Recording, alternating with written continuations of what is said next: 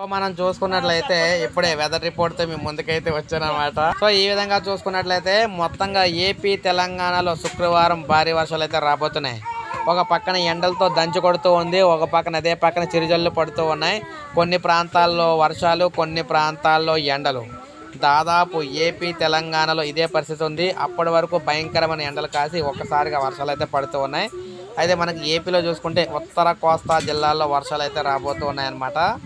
ఇక నెక్స్ట్ ప్రకాశం, నెల్లూరు, కడప ఇలా ఈ ప్రాంతాల్లో కొంతవరకు ఆకాశం మేఘావృతం ఉండి చల్లబడే అవకాశం అయితే కనిపిస్తుంది.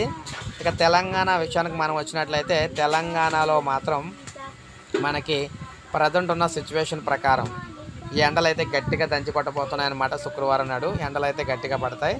ఇక వర్షాలు చూసుకుంటే ఉమ్మడి ఖమ్మం, వరంగల్ జిల్లాల్లో కొంతవరకు, ఆదిలాబాద్ జిల్లాలో కూడా చినుకులు పడే అవకాశం అయితే కనిపిస్తుంది తప్ప పెద్దగా భారీ వర్షాలు అయితే రావన్నమాట అక్కడ.